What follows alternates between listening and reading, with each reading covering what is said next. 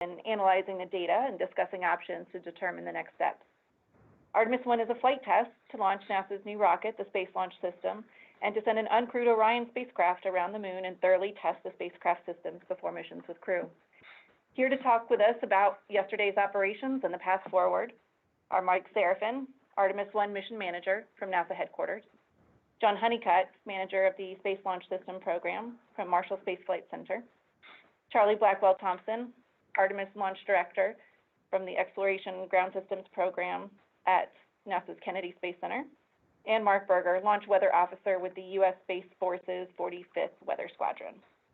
We'll have a few opening remarks from each of our speakers, and then we'll take questions from reporters on the phone line. Reporters can enter *1 on the phone to be entered into the queue at any time. First, we will hear from Mike Serafin. Mike? Okay. Well, good afternoon. Thank you for joining us and for continuing to follow our mission and our program. As you recall from yesterday, we had a couple of challenges that we encountered, and that ultimately ended up in a scrub of the first launch attempt for Artemis I. The day began with some weather challenges that delayed the start of tanking, and then once we got into the cryogenic loading of the vehicle, we encountered a leak at the tail service mast umbilical on the hydrogen side at the 8-inch quick disconnect. The team managed to work its way through loading the core stage and the upper stage in spite of that leak, and we got a fully loaded vehicle and went into the engine bleed demonstration and attempted to do the thermal conditioning of the RS-25 engines, but we were unable to get the engines within the thermal conditions required to commit to launch. That was something that we knew about coming out of the agency flight readiness review, that we would demonstrate that the first time in the launch countdown, and we knew that that was a risk to being able to successfully attempt a launch that day. In combination with that, we also had a vent valve issue on the core stage, and it was at that point that the team decided to knock off the launch attempt for that day. Since that time, the team has rested, and along with thousands of others, our operations teams, our engineers, and you folks on the call that we're here to follow the mission, folks got a good night's sleep. We came back and reviewed the data from Monday's launch attempt and met today as a mission management team with our operations and engineering teams at 3 p.m. Eastern Time, and here's what we agreed on. We agreed on what was called Option 1, which was to operationally change the loading procedure and start our engine chill down earlier. We also agreed to do some work at the pad to address the leak that we saw at the hydrogen tail service mast umbilical. And we also agreed to move our launch date to Saturday, September the 3rd. We are going to reconvene the mission management team on Thursday, September the 1st, to review our flight rationale and our overall readiness. So that's where we got to today, and I'll turn it back to you, Catherine. Thanks. Next, we will go to John Honeycutt from the SLS program. Okay, thank you, Catherine. Yeah, I know we were all looking forward to having a launch yesterday, and I can assure you there's nobody more ready than to go fly the rocket than I am. We did run into some issues that we couldn't get dispositioned in real time yesterday and get to T0 in the launch window. As you've heard, we were doing what we call a kickstart bleed test yesterday during the test that we had planned on doing during the previous wet dress. We were unable to do that in the previous wet dress because we ran into a hydrogen leak at the 4-inch bleed quick disconnect that the team has since repaired. And so we're in the mode now of processing the data that we got and updating our approach prior to the next launch attempt. And so I'm confident with where the team's headed. I've spent most of the day with the team. The team's been looking at data last night and looking at data today, and based on what we've done, with the core stage and the 4 engines at the Stennis Space Center for the Green Run test, I've got a lot of confidence in the design of the rocket. For good reasons, we did implement some differences in what we did during the Green Run. As of today, and based on the data that we've got, we think we can do something like what we did at the Stennis Space Center and put ourselves in a better position for launch. If we'd have gotten this data in the wet dress rehearsal number 4, we would be doing exactly what we're doing now. And so, you know, as you heard Mike mention, and we talked it at our FRR, this was something that we were unable to do in wet dress rehearsal number 4, and it was a validation test that we needed to do. And so we've got a path forward to get where we need to get to support the next launch attempt. So, Catherine, I'll turn it back to you. We'll go to Charlie Blackwell-Thompson next, our launch director. Thank you, Catherine. Good evening, everyone. Let's see, I'll start off and talk a little bit about our launch countdown launch attempt yesterday, and some of the events and that went into that, and then also some of the issues that we observed. So around midnight, on Monday, our team was right on schedule to start the cryogenic loading operations. The improvements that we made from wet dress with regard to what our timelines look like and our loading procedures all worked very well, and we were right where we wanted to be. We got delayed a little bit because of weather, and we certainly have weather restrictions, and I'm sure that Mark will talk a little bit about that. But we were delayed for about an hour from our tanking operations. Once we got going around 1 or so in the morning, we began filling the core stage. Of course, we start out with LOX and then move over to hydrogen. During the course of the LOX load, the lessons learned from our wet dress attempts were great. We didn't have any issues. The improvements that we made in our loading timelines as well as our software, we really didn't talk about anything LOX related yesterday. We did get into hydrogen. Our chill down was all nominal. Our slow fill was all nominal. When we got into fast fill, we did notice that we had an indication of some hydrogen in the TSMU purge can, and the team was able to adjust the flow rates during that operation and manage our way through the loading ops. But we did see some indication of a leak in the purge can. We managed through that. We really had a fairly uneventful upper stage load, so that was good. We got through our upper stage loading, and then of course, as part of our plan was once we got to replenish on the core stage, we were going to do what we call the kickstart bleed, and we put those operations into work, and we did see that we had one engine that was reading a little bit out of family from the others. I know we're going to talk a little bit more about that, and so we had initiated some troubleshooting to try to resolve that, to try to bring that temperature back in family with what we were seeing on the other engines. Ultimately, that was not successful, and when we started to look at that, along with the timelines for additional troubleshooting, we were really outside the bounds of being able to attempt a launch attempt within the window, and we went ahead and called the scrub for the day. The team did continue to do some data evaluations after that, gather some data at cryogenic conditions, and then a little bit later in the morning, we got into our drain operations. So since our scrub ops, our team has finished up our safing, vehicle was drained, and we spent some time today talking about our go-forward plan and put that together.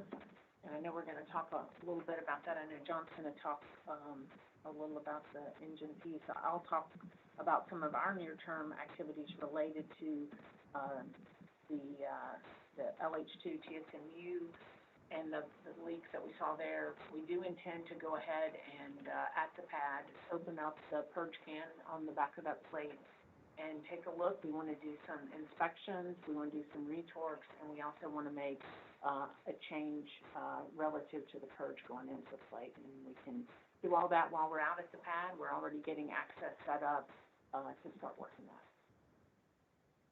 All right. Next, we'll go to Mark Berger, our launch weather officer. Good evening, team. So kind of recapping what happened yesterday, the first issue arrived just before tanking. One of the constraints that we have weather-wise is that the threat of lightning within 5 miles of the pad must remain at or below 20%. Given some thunderstorms developing offshore, I wasn't comfortable with that threshold being met and offered a 40% chance of lightning within the pad. And those conditions continued for roughly an hour, delaying the tanking. We did not ever actually register lightning within 5 nautical miles, but we did have it about 7 or 8 nautical miles from the pad at closest approach. And so from that point onward, for a good balance of the remaining of the tanking, weather was pretty quiet. However, shortly after sunrise, we did start seeing on radar new showers and storms developing to the southeast, and those were being moved northwestward, and unfortunately did enter our constraint violation for weather right about the time that our launch opportunity T0 commenced. We were no-go for various weather concerns for roughly 3/4 of that window. However, we did clear all weather violations in the last 1/4 of the window after the launch attempt had already been scrubbed. Looking forward to Saturday, weather will be a little bit different than what we experienced yesterday. We will have a fairly strong onshore flow, and so that does favor showers and possibly a few thunderstorms moving in from the coast during the morning and early afternoon hours, so we'll have to watch that as far as tanking. But otherwise, typically with that kind of regime, we tend to have the sea breeze pushed well inland, and that's the main focus for shower and thunderstorm development during the afternoon, including the window. So I'm optimistic that we'll have at least some clear air to work with during the afternoon attempt on Saturday. However, again, the probability of weather violation at any point in the countdown still looks to remain rather high, just again, given the moist air mass and that fairly moist fetch of showers coming in off of the ocean.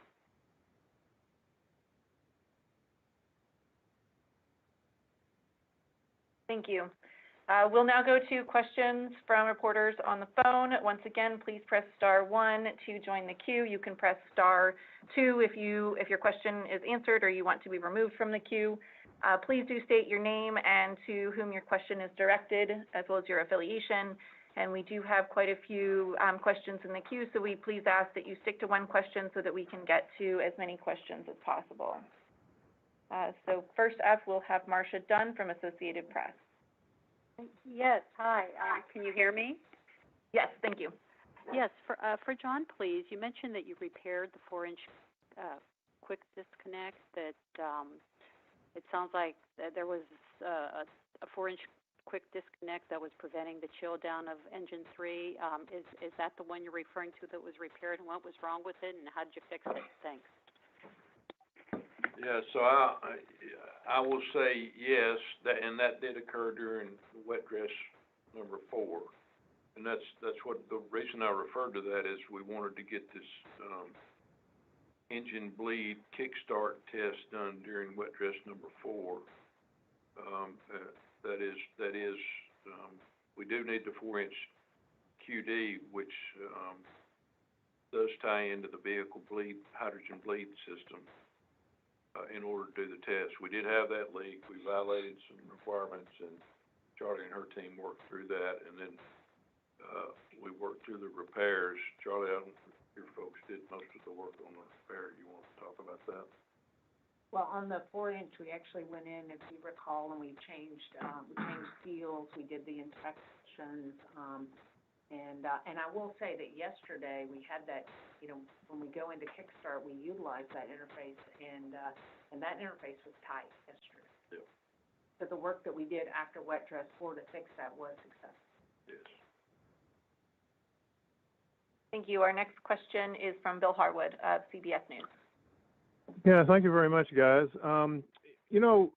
You told us you're going to change some procedures, but you haven't told us what you're going to do. Can you please walk us through the chill down process? In other words, my understanding is this is a pressure fed system on the hydrogen side. You don't have pumps like you did on the shuttle. I've heard that the line going to engine 3 is longer than the others. I'm wondering if that's true. And how do you know you're getting liquid at the engine and it hasn't turned to gas? I just want to know how that process works, because I don't understand how you're going to get the engine back in the box you need for launch. If you could give us some of those details, I'd really appreciate it. Yeah, Bill, good question. I'll try to outline that, and Charlie will probably have to help me out a little bit. But the configuration we've got is a lot like shuttle in the main propulsion system, with a couple of exceptions. One, we've got 4 engines instead of 3. And then on the shuttle system, we had each leg of the hydrogen feed system in the shuttle going to those 3 engines on the shuttle had a recirculation system in it. So that enabled us to get that warm gas pumped back into the hydrogen tank, and then it ultimately boiled off.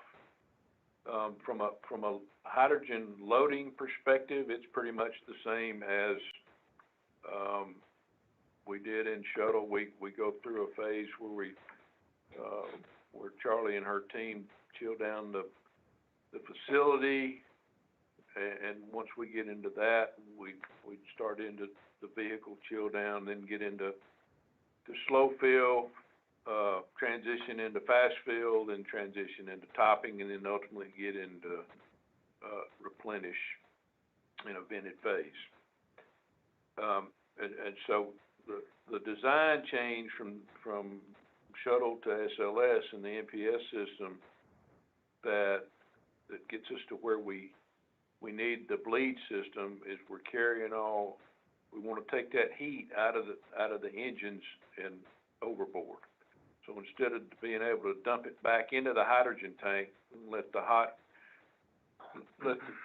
hydrogen boil off and go to the top of the tank and out through the vent, we're sending that heat that comes from the engines out through the ground vent system. So that's the big difference in the configuration and how we load. Now, what we wanted to do in this engine bleed kickstart was use some temperature data on the vehicle to validate that we got good temperatures, liquid hydrogen flowing through the bleed system on all the engines. Engine 3 obviously is further away. It's the furthest one away from the bleed connection to the ground. However, we designed all 4 bleed lines that tie into the system manifold to have the same resistance as each other. So we don't see any difference in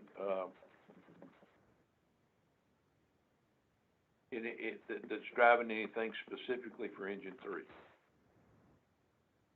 Now, what we saw in the test yesterday, we wanted to drive all the temperatures down to roughly minus 420 degrees Fahrenheit. And we didn't get there on any of them. We got close on engines 1, 2, and 4, but we didn't get there on as close on engine 3. We isolated 3 to itself by closing the pre-valves on 1, 2, and 4, where we had flow going just through engine 3, and we still didn't get a good temperature measurement. So ultimately, what we're seeing is some positive data in the pressure measurements that we're seeing, some goodness on 4 of the engines, and a temperature that's just seems totally out of bed on engine 3. So we are are questioning the fidelity of these sensors.